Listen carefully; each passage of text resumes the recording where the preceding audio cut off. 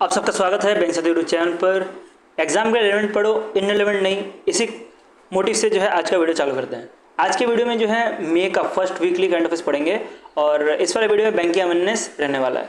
और वीडियो की लेंथ ज़्यादा नहीं रहने वाली है, कुछ 15 से 20 मिनट रहेगी। वीडियो को शॉर्ट करने की कोशिश करेंगे और जो इंपॉर्टेंट चीज़ें हैं हम उसको कवर करते हुए चलेंगे, लेकिन चीज़ें जो है डिटेल में रहने वाली है। तो विदाउट वेस्टिंग इन टाइम पहले तो हम आरबीआई न्यूज़ के ऊपर बढ़ते हैं। तो आरबीआई ने मैंडेट कर दिया गया है जितने भी बैंक्स हैं, एनबीएफसीज है, फाइनेंशियल इंस्टीट्यूट्स है और रेगुलेटरी एंटिटीज़ हैं कि अब इनको यूज़ करना पड़ेगा प्रभा पोर्टल। अब प्रभा पोर्टल के बारे में बात करें तो प्रभा पोर्टल एक तरह से रेगुलेटरी एप्लीकेशंस, लाइसेंस और अप्रूवल के लिए बना है। तो अब जितने भी बैंक्स हैं, एनबीएफसीज हैं या तो फाइनेंशियल इंस्टीट्यूट्स हैं, इनको प्रभा पोर्टल यूज़ करना पड़ेगा।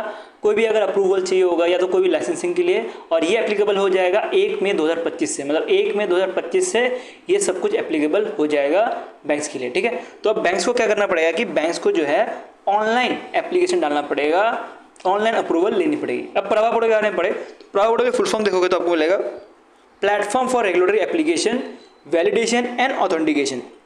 और इसको जो है आरबीआई ने मई 2024 में लॉन्च किया था, जिसके अंतर्गत बोला गया था कि जो भी बैंक है, अब मान लेते हैं कोई बैंक है, इसको पेमेंट एग्रीगेटर का लाइसेंस चाहिए, तो पेमेंट एग्रीगेटर लाइसेंस लेने के लिए मई 1 2025 से पहले उसका ऑप्शंस था, वो प्रभा पोर्टल में ऑनलाइन अप्लाई करे या तो ऑफलाइन अप्लाई करे आरबीआई के पास। तो ऐसे दो ऑप्शंस थे, लेकिन अब 1 मई 2025 आने के बाद अब जो ऑफलाइन वाला ऑप्शन है ये पूरा पूरा उड़ा दिया गया है। अब सिर्फ ऑनलाइन वाला ही ऑप्शन रहेगा जो कि प्रभा पोर्टल से हो पाएगा। तो प्रभा पोर्टल से जो है हो पाएगा, और प्रभा पोर्टल जो है एक तरह से वन स्टॉप पोर्टल है जिसके अंतर्गत ऑथेंटिकेशन, उसके बाद लाइसेंसिंग और रेगुलेटरी अप्रूवल्स ले सकते हैं बैंक्स। बहुत इंपॉर्टेंट न्यूज़ है, इसको कवर करते हुए चलना है। नेक्स्ट में बढ़ता है। तो नेक्स्ट न्यूज़ आ रहा है कि आरबीआई ने एक्सटेंड कर दिया है डेडलाइन फॉर दी बैंक्स। किसके लिए डेडलाइन एक्सटेंड किया गया है कि बैंक्स को बोला गया था कि 1 मई 2025 से जो है BIS compliance note sorting machine का जो भी आर्किटेक्चर है उसको फॉलो करने के लिए, लेकिन अब ये जो है डेट एक्सटेंड कर दिया 6 महीने से, और अब जो है नया डेट मिलेगा आपको 1 नवंबर 2025। आपको डेट ये एग्जैक्ट याद रखना है। ठीक है, क्या था न्यूज़ उसको कवर करते वापस से एक बार कि आरबीआई ने एक्सटेंड कर दिया है timeline for the bank to deploy latest BIS compliance note sorting machine का डेट। कितना पहले डेट था 1 मई 2025, उसको बढ़ा के 6 महीने से एक्सटेंड किया, उसको बढ़ा के 1 नवंबर 2025 कर दिया गया है।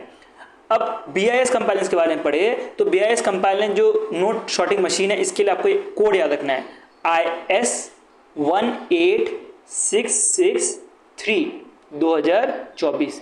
ये आपको एग्जैक्ट वैल्यू याद रखनी है, क्योंकि आपसे कभी कभी एग्जैक्ट यहाँ से आपको वैल्यू पूछ लिया जाता है। ठीक है, तो आपको ये एग्जैक्ट नंबर याद रखना है कितना जो है इंडियन स्टैंडर्ड जो कोड है उसके अंतर्गत आता है। अब ये IS कोड जो है अपने इलेक्ट्रॉनिक जो एप्लीकेशन है वहाँ पे भी देखा होगा, इवन जो इलेक्ट्रिकल एप्लीकेशन है वहाँ पे भी देखा होगा। तो ये सेम तरह का एप्लीकेशन है जो कि बैंक्स को, जितने बैंक्स थे उनको मैंडेटरी करने के लिए बोला गया था 1 मई 2025 से, कि अब जो है आपको नोट सॉर्टिंग जो मशीन्स का जो आर्किटेक्चर है, जो IS 18663 है, इसको फॉलो करना पड़ेगा। लेकिन अब इसका एक्सटेंशन कर दिया 1 नवंबर 2025 तक। अब इसके बारे में पढ़े तो BIS मतलब ब्यूरो ऑफ इंडियन स्टैंडर्ड, और इसको पहली बार जो है मार्च 19 2024 में बताया गया था कि आपको जो है इसको इम्प्लीमेंट करना है, जितने बैंक्स हैं इसको इम्प्लीमेंट करना है, ऐसा बोला गया था। इसके अंतर्गत जो है बैंक नोट सॉर्टिंग आर्किटेक्चर रहता है, और इसके अंतर्गत जो है क्या रहता है, इस आर्किटेक्चर के अंतर्गत, इस आर्किटेक्चर के अंतर्गत जो है फेक नोट को पहचाना जाता है। ठीक है, फेक नोट अभी पहचाना जाता है, लेकिन इस आर्किटेक्चर के अंतर्गत और ज़्यादा मतलब अच्छे से जो है फेक नोट को पहचाना जाएगा। इसके साथ ही नोट पे कुछ टेम्परिंग की है कि नहीं वो पहचानी जाएगी, नोट सही है कि नहीं वो सब पहचाना जाएगा। अब एक ATM लेते हैं, ATM में क्या किया है, जो बैंक के जो थर्ड पार्टी एम्प्लॉयज़ रहते हैं वो जाते हैं पैसे डालने के लिए ATMs में। तो जब ये कंपाइलेंस रह जाएगा, ये BIS कंपाइलेंस रह जाएगा, तो उसके बाद जो नोट डाला जाएगा ATM में या तो बैंक का जो मशीन्स रहता है जहाँ पे नोट को काउंट किया जाता है, तो वहाँ पे देखा जाएगा कि नोट जो है फेक नोट है कि नहीं, नोट को जो है टेम्पर्ड किया है कि नहीं। ये आर्किटेक्चर यूज़ होने के बाद ये सारी चीज़ें होगी। ठीक है, नेक्स्ट चलता है लाइसेंस के ऊपर बढ़ते हैं। तो जो जैक पे है, इनको ऑनलाइन पेमेंट एग्रीगेटर के लाइसेंस मिल गया है by the RBI, final approval मिल गया इनको। मैं फाइनल क्यों बोल रहा हूँ, क्योंकि इससे पहले इनको इन प्रिंसिपल अप्रूवल मिला था। इसके बारे में पूरा न्यूज़ कवर करते क्या है न्यूज़। तो ये जैक ईपे सर्विस प्राइवेट लिमिटेड, जो कि एक तरह से सब कंपनी है, मतलब सब्सिडरी कंपनी है वन मोबिक्विक सिस्टम का। वन मोबिक्विक के बारे में पता होगा, एक तरह का ऑनलाइन ऐप है, इसके बारे में पता होगा। तो ये पेरेंट कंपनी है और इसकी सब्सिडरी है जैक ई पेमेंट सर्विस लिमिटेड। और ये जैक पे के बारे में बात करें तो जैक पे ने पहले इनको इन प्रिंसिपल अप्रूवल मिल गया था 2023 में, और अब इनको जो है सर्टिफिकेट ऑफ ऑथेंटिकेशन मिल गया। मतलब इन प्रिंसिपल अप्रूवल मतलब क्या, हम देखिए आप बोर्ड देते हो, ठीक है, जो क्लास 10 का बोर्ड देते हो या क्लास 12 का बोर्ड देते हो, तो उस केस में आपका बोर्ड होने से पहले क्या होता है, एक आपका प्री बोर्ड होता है ना, बोर्ड देने से पहले आपका एक प्री बोर्ड होता है। तो वैसे ही है कि पेमेंट एग्रीगेटर बनने से पहले जो भी पेमेंट एग्रीगेटर होता है उनको एक इन प्रिंसिपल अप्रूवल मिलता है। उसके बाद वो देखते हैं कि इन प्रिंसिपल अप्रूवल में कैसा काम कर रहे हैं। अगर इन प्रिंसिपल अप्रूवल में अच्छा काम करते हैं उसके बाद जो है उनको फुल लाइसेंस मिल जाता है, और उस लाइसेंस को बोला जाता है सर्टिफिकेट ऑफ ऑथेंटिकेशन। और ये जो है फाइनल अप्रूवल मिल गया है जैक पे को। अब जैक पे जो है एज अ ऑनलाइन एग्रीगेटर काम कर सकता है under the payment and settlement act 2007 के अंतर्गत। अब पेमेंट एग्रीगेटर होता क्या है उसको समझते हैं। किसी स्टूडेंट को नहीं पता तो मैं उसको समझाता हूँ पेमेंट एग्रीगेटर क्या होता है। अब मान लेते हैं एक शॉप है, ठीक है, ये एक शॉप है, ये जो पर्सन आपको दिख रहा है ये शॉपकीपर है, ठीक है, शॉपकीपर है, मालिक नहीं है, ठीक है, शॉपकीपर है जो मालिक के अंदर काम करता है, ठीक है, ये सेलर है जो कि मालिक के अंदर काम करता है, और ये आप हो, ठीक है, और आपने कुछ सामान खरीदा शॉप से, उसके बाद आपने इस पर्सन को जो है सामान कैश दे दिया, ठीक है। अब वो पर्सन क्या करेगा, वो पर्सन जो है एज अ मीडिएटर की तरह काम करेगा। इस आपके बीच में आपका जो पैसा है उसके बीच में, और जो मालिक है, जो मालिक जो शॉप चला रहा है उसके बीच में एक मीडिएटर काम करेगा। ये पैसा लेगा और उसके बाद मालिक को देगा। तो पेमेंट एग्रीगेटर का भी यही काम होता है कि ये एक तरह से मीडिएटर की तरह काम करते हैं। कैसे, एक अब बैंक के टर्म्स से समझते हैं कि पेमेंट एग्रीगेटर नहीं होगा तो काम नहीं हो पाएगा। पेमेंट एग्रीगेटर कैसे, जैसे कि रोजर पे हो गया, बिल्डेक्स हो गया, तो ये सारे होता है पेमेंट एग्रीगेटर, जो कि आपको, अब मान लीजिए आप ऑनलाइन पेमेंट करने जा रहे हो, ठीक है, आप कोई ऑनलाइन ट्रांजेक्शन करने जा रहे हो, यूपीआई के थ्रू, नेट बैंकिंग के through, debit card, credit card, किसके थ्रू भी करने जा रहे हो, तो पेमेंट एग्रीगेटर बीच में आता है आपके और बैंक के बीच में, ठीक है। तो आप जब पेमेंट कर रहे होते हो तो पेमेंट एग्रीगेटर का काम होता है आपका जो भी डिटेल है उसको लेना, उसको वेरीफाई करना बैंक से, और वो बैंक को जो है वापस से पैसे पहुंचाना, ठीक है। ये चीज़ होती है पेमेंट एग्रीगेटर पूरा का पूरा काम।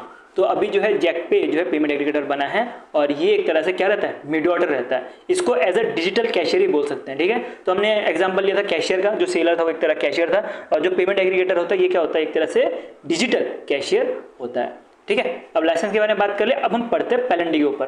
तो आरबीआई ने अभी एक बहुत बड़ा पेनल्टी लगाया है, 2.52 करोड़ रुपीज़ की पेनल्टी लगाई है ऑन 5 मेजर बैंक्स के ऊपर। किसके अंदर लगाई गई है, stationery inspection for supervisory evaluation 2023 के अंतर्गत ये पेनल्टी लगाई गई है। क्या रीज़न है कि जो भी बैंक्स है, ये आपको 5 तरह के बैंक दिख रहे होंगे, इन्होंने जो है नॉन कंप्लायंस दिखाया है विद आरबीआई नॉर्म्स। कैसे कैसे, जैसे cyber security, KYC, customer service, internet account misuse, उसके साथ एग्रीड लैंडिंग, ये सब के साथ और भी बहुत सारी चीज़ें हैं जिसकी वजह से इनके ऊपर 2.52 करोड़ रुपए की पेनल्टी लगाई है। सबसे ज़्यादा पेनल्टी जो है लगाई है आईसीआईसी बैंक के ऊपर। आईसीआईसी बैंक के बारे में बात करें तो इनके ऊपर जो है 97.80 लाख रुपए की पेनल्टी लगाई है, लगभग 1 करोड़ के आसपास पेनल्टी लगाई है। क्यों लगाई गई है, उसका रीजन भी पॉइंट है, वो भी आपको पूछा सकता है एग्जाम में, वो देखना है आपको क्यों लगाई है। क्योंकि cyber security breach reporting delay, मतलब जो साइबर सिक्योरिटी ब्रीच हो गई थी बैंक में, उसके बाद इन्होंने डिले किया था रिपोर्ट करने के लिए आरबीआई को, तो इसके से इनको पेनल्टी लगाई है। दूसरा कारण बताया जा रहा है कि no alert system for specific account, कोई भी अलर्ट सिस्टम नहीं है स्पेसिफिक अकाउंट के, जिसकी वजह से इनको पेनल्टी लगाई है। इसके साथ ही बोला गया है कि क्रेडिट कार्ड इशू ही नहीं किया गया आईसीआईसी बैंक के द्वारा, तब भी जो है कस्टमर से ये लोग लेट फी चार्ज कर रहे थे, तो इसकी उसकी पेनल्टी लगाई है, ठीक है। तो कैसी बात है कि मान लेते हैं आपने आईसीआईसी बैंक का कार्ड लिया, क्रेडिट कार्ड लिया, और आपने क्रेडिट कार्ड यूज़ भी नहीं किया है, लेकिन आपके ऊपर जो है लेट फाइन लगते जा रहा है। तो ऐसा कुछ आईसीआईसी बैंक कर रहा था, जिसकी वजह से टोटल ये 3 रीजन की वजह से जो है आईसीआईसी बैंक के ऊपर 97.80 लाख का जो है पेनल्टी लगा है। नेक्स्ट पेनल्टी के बारे में बात करें तो बैंक ऑफ बड़ौदा के ऊपर 61.40 लाख रुपए की पेनल्टी लगाई है, और ये पेनल्टी इसलिए लगाई है क्योंकि इन्होंने नॉन कैश इंसेंटिव दिया था जो भी इंश्योरेंस सेलर है उसको। अब देखिए, अब जो इंश्योरेंस बेचता है या तो इंश्योरेंस जो देता है वो एक तरह का क्या रहता है, एजेंट होता है, उसके अगेंस्ट में एजेंट को जो है कमीशन मिलता है। लेकिन ये बैंक क्या कर रहे थे, बैंक ऑफ बड़ौदा, वो कमीशन जो है कैश के फॉर्म में नहीं दे रही थी बल्कि नॉन कैश के फॉर्म में दे रही थी, जिसकी वजह से इनके ऊपर पेनल्टी लगाई है, ये एक कारण है। दूसरा कारण है कि जो डोरमेंट अकाउंट है, डोरमेंट अकाउंट में जो है इंटरेस्ट रेट नहीं दे रहे थे, fail to credit interest rate नहीं दे रहे थे, जिसकी वजह से इनके ऊपर पेनल्टी लगाई है। अब डोरमेंट अकाउंट क्या होता है, डोरमेंट अकाउंट वो अकाउंट होता है जो कि 1 साल तक कोई इसका यूज़ नहीं करता, कुछ ट्रांजेक्शन कुछ भी नहीं होते, तो उसको डॉर्मेंट अकाउंट बोला जाता है।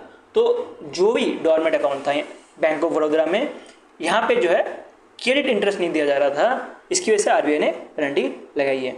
नेक्स्ट चलते हैं, नेक्स्ट आ रहा है बैंक ऑफ महाराष्ट्र की तरफ से। बैंक ऑफ महाराष्ट्र का हेडक्वार्टर पुणे मिलने वाला है। तो इसके ऊपर 31.80 लाख रुपए की पेनल्टी लगाई है कि उन्होंने जो भी केवाईसी नॉर्म्स है आरबीआई का वो अच्छे से फॉलो नहीं किया है, ठीक है। उसके बाद आईडीबीआई बैंक के बारे में बात करें तो इसके ऊपर 31.80 लाख की पेनल्टी लगाई है। दोनों के ऊपर सेम पेनल्टी लगाई है, बैंक ऑफ महाराष्ट्र और आईडीबीआई बैंक। और इन्होंने भी जो है ओवर चार्ज किया है इंटरेस्ट ऑन केवाईसी अकाउंट्स पर under the interest subvention scheme के अंतर्गत। तो इंटरेस्ट सबवेंशन स्कीम के अंतर्गत जो किसान हैं या कोई जहाँ पे भी स्कीम्स चलती है उसके अंतर्गत कुछ न कुछ मतलब परसेंटेज जो है कंसेशन दिया जाता है लोन पे, ठीक है। इंटरेस्ट रेट जो भी होता है उसमें कुछ कंसेशन दिया जाता है। तो उसमें जो है ओवर चार्ज किया गया है केसीसी मतलब किसान क्रेडिट कार्ड जो है, किसान क्रेडिट कार्ड जो अकाउंट है उसमें ओवर चार्ज किया गया है, जिसकी वजह से इनके ऊपर कितने की पेनल्टी लगाई है, 31.80 लाख रुपए की पेनल्टी लगाई है कि किसान क्रेडिट कार्ड का जो अकाउंट है उसको सही से फॉलो नहीं किया है under the interest subvention scheme के अंतर्गत। तो ये ओवर चार्ज करे जिसके से इनको पेनल्टी लगाई है।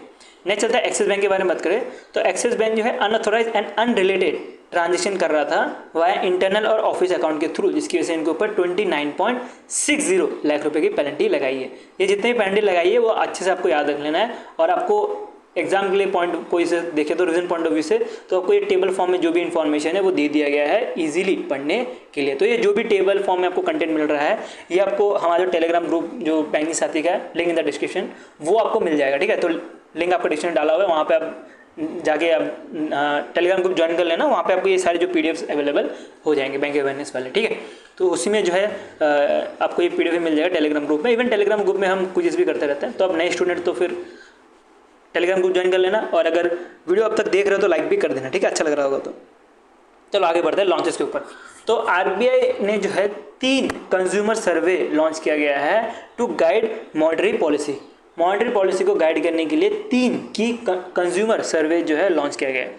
अब ये 3 कंज्यूमर सर्वे का काम क्या होने वाला है कि जो एमपीसी मीटिंग होती है, बाई मंथली मॉनेटरी मीटिंग होती है, एमपीसी मीटिंग जिसको बोला जाता है, तो उसका जो रेट ऑफ इंटरेस्ट है। अब एमपीसी मीटिंग के अंदर क्या देखा जाता है, कितना जो है बैंक को रेपो रेट रखना है, कितना जो है कैश रिजर्व रखना है, कितना बैंक रेट रखना है।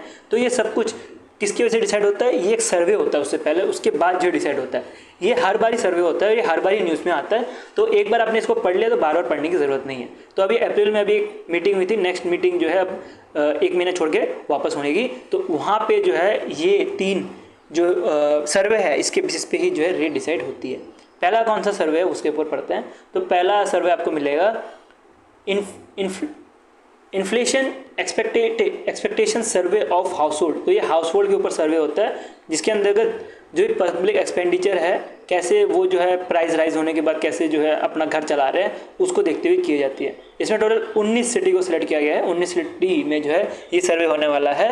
और कैसे जो है हाउस होल्ड का व्यू देखा जाता है कि कैसे जो है future inflation based on the personal consumption. तो पर्सनल कंजप्शन में कैसे जो है चेंजेस करते हैं। आपको पता होगा मिडिल क्लास फैमिली क्या करते हैं, जब पैसे बढ़ जाते हैं, सामानों के जब पैसे बढ़ जाते हैं तो खाना थोड़ा मतलब कम कर देते हैं या तो कंजप्शन कम कर देते हैं। मान लेते हैं कि कोई सामान जो 10 रुपये का आ रहा था अब अगर 15 रुपये 12 रुपये का आ रहा होगा तो थोड़ा खाना कम कर देते हैं। तो ये चीज़ जो है इस सर्वे के अंतर्गत देखी जाती है और इसके बाद ही जो है जितने भी इंटरेस्ट रेट है वो डिसाइड किया जाता है, ठीक है। तो इसके अंतर्गत जो इन्फ्लेशन है कितना रखना है वो डिसाइड किया जाता है बाय दी आरबीआई। दूसरा जो सर्वे मिलेगा आपको अर्बन कंज्यूमर कॉन्फिडेंस सर्वे। अब इसके अंतर्गत जितने भी अर्बन लोकेशंस हैं 19 लोकेशंस वहाँ पे जो है ये सर्वे होगी, जिसका काम होने वाला है जनरल इकोनॉमी, जॉब्स, प्राइजेस, उसके साथ इनकम और स्पेंडिंग, ये सब देखने का।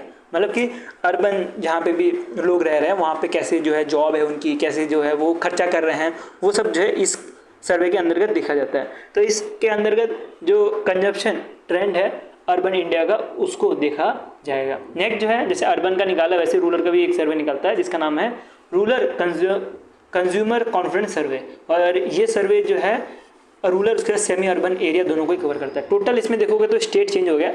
पहले जो था वो वो आपको 19 स्टेट मिले थे, लेकिन अब जो 31 स्टेट और यूटीज़ को भी कवर किया गया है। और इसके अंदर का भी सेम चीज़ ही है, जैसे अर्बन में कवर किया जाता है कि कितना जो है पैसे कमाता है, कितना एम्प्लॉयमेंट है, कितना स्पेंडिंग करता है, तो ये सब कुछ देखा जाता है और ये रूरल के लिए देखा जाता है। तो 3 तरह के सर्वे लॉन्च किए हैं। ऊपर से मैंने आपको सब कुछ समझा दिया, ऊपर से क्या है तो मैंने आपको डिटेल में समझा दिया है। और इसका जो नाम है ना, इसके ऊपर ज़्यादा ध्यान देते हुए चलना, इसका नाम में ही काम छुपा है। आपको एग्जाम में पूछा सकता है which of the following is not based on RBI का जो एमपीसी मीटिंग है, और ये आपको 3 ऑप्शन दे देगा, उसके बाद एक और ऑप्शन दे देगा, तो वो आपका आंसर होना चाहिए। तो इसलिए मैं बोल रहा हूँ कि आपको ये 3 जो है नाम अच्छे से याद रख लेना है, ठीक है। नेक्स्ट में बढ़ते हैं विदाउट वेस्टिंग एनी टाइम। तो नेक्स्ट जो न्यूज़ आ रहा है, रोजर पे जो है इंडिया का first model context protocol survey for payment बन गया है। अब ये क्या होता है एमपीसी सर्वर, उसके बारे में समझते हैं, ठीक है। तो एमपीसी सर्वर के बारे में समझे तो नॉर्मल क्या रहता है कि नॉर्मल जब भी आप ऑनलाइन पेमेंट करते हो, ठीक है, तो ये मान लेते हैं ये बैंक है, ठीक है, तो ये बैंक है। तो जब भी कभी आप नॉर्मल पेमेंट करते हो तो मान लेते हैं अमेज़ॉन है, फ्लिपकार्ट है, और एक और ले लेते हैं, ये अमेज़ॉन है, ये फ्लिपकार्ट है, ये कुछ और ले लेते हैं, मिंत्रा ले लेते हैं, ठीक है। तो ये 3 तरह के हमने प्लेटफॉर्म ले लिया और एक बैंक है। तो ये बैंक और अमेज़ॉन किस तरह जुड़े रहते हैं, ये जो एपीआई के थ्रू जुड़े रहते हैं। तो टेक्निकल टर्म जा रहा हूँ, एपीआई मतलब एप्लीकेशन प्रोग्राम इंटरफेस के द्वारा जो है जुड़े रहते हैं, ठीक है। तो ये एपीआई के द्वारा जो है एक दूसरे के साथ जुड़े रहते हैं। बात करें तो इसमें क्या रहता है कि अमेज़ॉन जो है बैंक को रिक्वेस्ट भेजेगा, फ्लिपकार्ट जो है बैंक को रिक्वेस्ट भेजेगा, तो ऐसे रिक्वेस्ट भेजते रहता है एपीआई के थ्रू।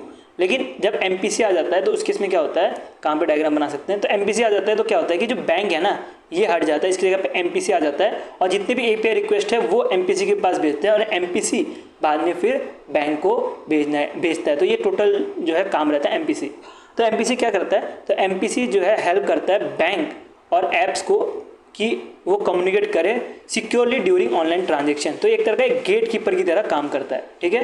तो एक गेट कीपर की तरह काम करता है कि जो भी पर्सन आ रहा है, जो भी पर्सन पेमेंट करने जा रहा है, वो सही कार्ड यूज़ कर रहा है कि नहीं, और उसके साथ ही ओटीपी बैंक से जा रहा है कि नहीं, वो सब कुछ जो है देखने का काम एमपीसी का ही रहता है। अब पूरा न्यूज़ कवर करते हैं कि रोजर पे जो सॉफ्टवेयर प्राइवेट लिमिटेड है, ये इंडिया की पहली model contact protocol server for payment बनाई गई है। और इसके बारे में बात करें तो ये एमपीसीआई है, ये एआई टूल्स यूज़ करेंगे, जैसे कि जिपर हो गया, फिर वीएस कोड हो गया, ये सारे यूज़ किए जाएंगे जो कि डायरेक्टली रोजर पे के साथ कनेक्ट रहने वाले हैं। और मैंने आपको ऑलरेडी बताया जो पहले जो ट्रेडिशनल जो एपीआई मॉडल्स थे उसको हटाया जाएगा और अब जो है नया जो है एपीआई मॉडल यूज़ किया जाएगा, जिसकी वजह से जो है लिंक क्रिएट किया जा सकता है, इनिशिएट किया जा सकता है रिफंड, और मैनेज भी किया जा सकता है ट्रांजेक्शन। तो ये चीज़ आपको ध्यान देनी है, क्या होता है एमपीसी, उसके साथ कौन जो है इसको लॉन्च किया, रोजर पे ने लॉन्च किया। ये चीज़ आपको ज़्यादा से ज़्यादा याद रखनी है एग्जाम के लिए। नेक्स्ट चलते हैं, नेक्स्ट आ रहा है बजाज एलायंस जनरल इंश्योरेंस की तरफ से। तो Bajaj Allianz general insurance company limited ने जो है क्लाइमेट सेव लॉन्च किया, जो कि एक तरह का इंडिया का पहला क्लाइमेट रिस्क इंश्योरेंस प्रोडक्ट है, ठीक है।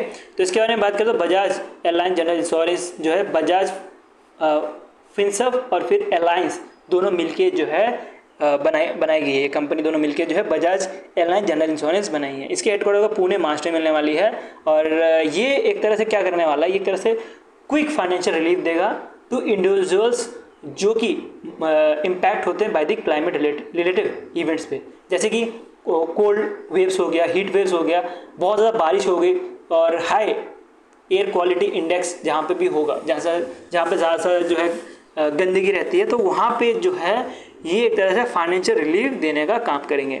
ये मोस्टली जो डेली वेजेस वाले लेबर्स रहते हैं या जो ग्रीक वर्कर्स रहते हैं, जो पार्ट टाइम काम करते हैं, उनको जो है फाइनेंस करने का काम करेगा, ठीक है। मान लेते किसी जगह पे 50 डिग्री जो है धूप हो गई, तो उस समय बोलेंगे कि कुछ इतना पैसे दे देंगे करके 200 रुपये 300 रुपये, तो ये सारी चीज़ें रहने वाली है, ठीक है। वो एग्जाम के लिए इंपॉर्टेंट नहीं है, एग्जाम के लिए क्या इंपॉर्टेंट है, आप ये की फीचर देख सकते हो, क्या क्या की फीचर होने वाला है, इसको बारे में समझते हैं। तो जो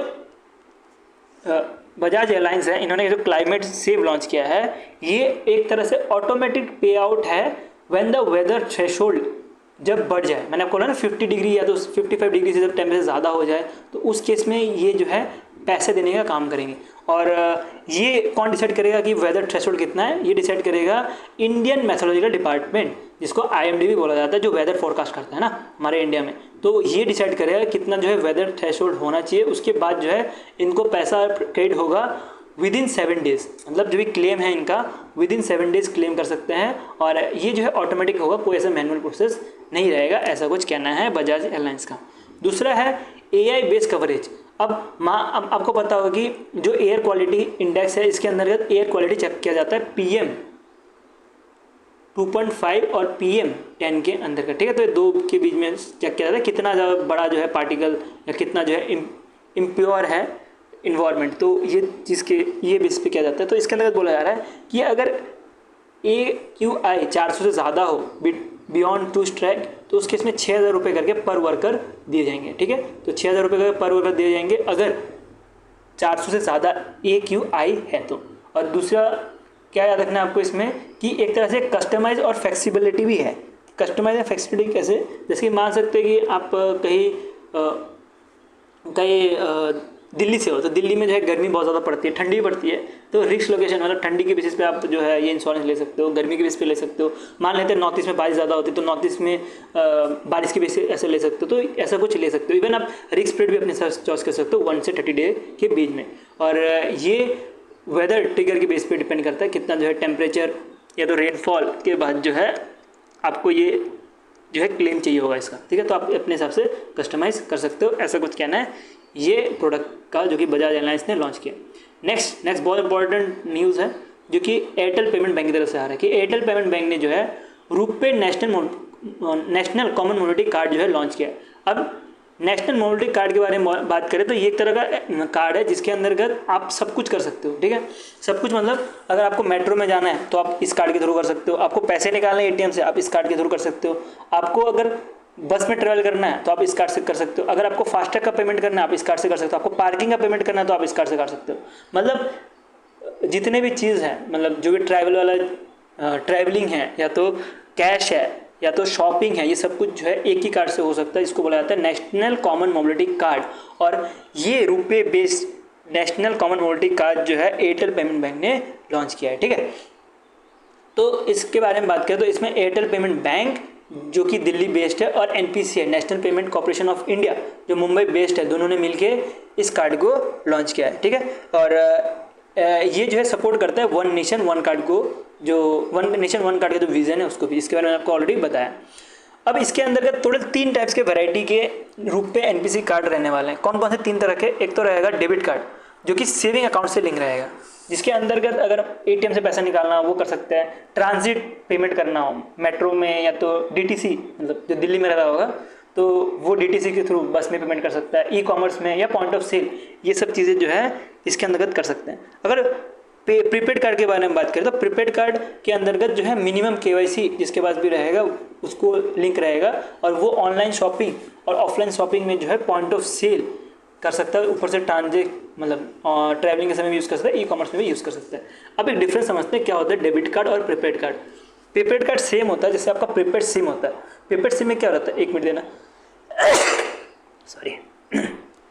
प्रीपेड सिम में क्या रहता है, प्रीपेड सिम में जो है आप पहले पैसे डालते हो उसके बाद यूज़ करते हो ना, और पोस्टपेड सिम में क्या होता है आप पहले यूज़ करते हो उसके बाद आप उसका पैसा देते हो। इस जो प्रीपेड सिम है उसको आप प्रीपेड कार्ड की तरह लो, और जो पोस्टपेड सिम है उसको क्रेडिट कार्ड की तरह लो, ठीक है। तो ये प्रीपेड कार्ड में आपको पहले पैसे डालने पड़ते हैं, फिर जो है आपको उसका बेनिफिट मिलता है, और डेबिट कार्ड में जो है आपके अकाउंट में पैसा होना चाहिए तब जो है आप पेमेंट कर सकते हो। लेकिन प्रीपेड कार्ड में ऐसा नहीं होता। प्रीपेड कार्ड में आपके बैंक का कोई मतलब नहीं बनता, आपको सिर्फ पैसे लोड करने हैं इस कार्ड में, और उसके बाद जो है आप इसको यूज़ कर सकते हो इस कार्ड को। नेक्स्ट चलते हैं, नेक्स्ट जो है तीसरा इनका कार्ड निकाला है वो निकाला है PPI for mass transaction system. तो इसके अंतर्गत एक तरह का stand alone payment prepaid payment instrument है जो कि सिर्फ और सिर्फ ट्रांजिट पेमेंट के लिए ही लॉन्च किया गया है, ठीक है। तो एक दूसरे से दूसरी जगह जाना हो, मेट्रो DTC ये सब यूज़ कर सकते हो, लेकिन ATM से कैश वैश नहीं निकाल सकते। ये जो PPI कार्ड निकाला है इसके अंदर है, ठीक है। तो ये सारा का सारा हमने न्यूज़ कवर कर लिया पूरा डिटेल में। नेक्स्ट चलते हैं, नेक्स्ट आ रहा है बुक माई शो। बुक माई शो के बारे में बात करें तो एक मेक माई ट्रिप का ही एक सब कंपनी है या तो सब्सिडरी है जिन्होंने ग्लोबल फॉरेक्स कार्ड लॉन्च किया है। इसके अंतर्गत जो भी करेंसी है वो US डोमिनेट रहने वाली है, और ये एक तरह का सिंगल करेंसी प्रीपेड कार्ड है। मैंने अभी आपको समझाया ऑलरेडी। प्रीपेड कार्ड क्या होता है, जहाँ पे पहले आप पैसे डालो उसके बाद जो है उसकी बेनिफिट मिलती है। तो ये जो भी पैसा डाला जाएगा वो यूएस डॉलर में डाला जाएगा इस प्रीपेड कार्ड में। और क्या क्या बेनिफिट मिलेंगे, जैसे कि 0 क्रॉस करेंसी चार्जेस रहने वाले हैं, 0 एटीएम विड्रॉ फी रहेगा वर्ल्ड वाइड, कहाँ पे भी आप पैसे निकालो इसमें 0 चार्जेस लगेंगे। और इसमें टारगेट ऑडियंस जो है वो इंटरनेशनल स्टूडेंट और ट्रैवलर ही मिलने वाला है। मतलब क्या, जो इंटरनेशनल ट्रैवल करते हैं बाहर उनके लिए रहने वाला है, क्योंकि एक तरह का फॉरेस्ट कार्ड है, बाहर देश के लिए रहने वाला है। और जो ट्रैवलर है उनके लिए रहने वाला, जो ट्रैवल करके जाते हैं, ठीक है। तो ये पूरा का पूरा हमारा जो भी वीकली करंट अफेयर्स था फर्स्ट वीक का वो ख़त्म हो गया। और बात करें कि अगर आपको इसका पीडीएफ चाहिए तो आपको इस वाले लिंक में पीडीएफ मिल जाएगा, ठीक है। और ये लिंक आपको मैं डिस्क्रिप्शन में डाल दूंगा, तो आप वहाँ से ये पीडीएफ डाउनलोड भी कर सकते हो। और वीडियो अच्छा लगा तो लाइक कर देना, ऐसी कंटेंट देखते रहने का सब्सक्राइब चैनल। और अगर आपको पेड सब्सक्रिप्शन लेना होगा तो 349 पे हम जितने भी कंटेंट है वो माइंड मैपिंग फॉर्म में प्रोवाइड किया जाता है, तो आप ये ले सकते हो।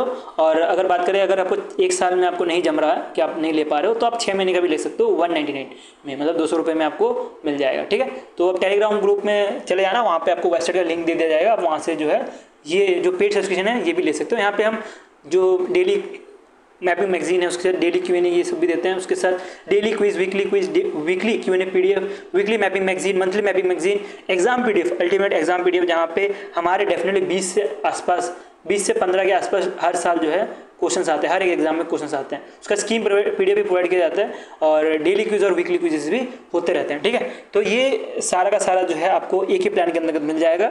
लेना रहेगा तो टेलीग्राम ग्रुप में आप देख लेना, कहीं ना कहीं पोस्ट में आपको मिल जाएगा। और वीडियो अभी लेते रहते हैं। Thank you watching for this video.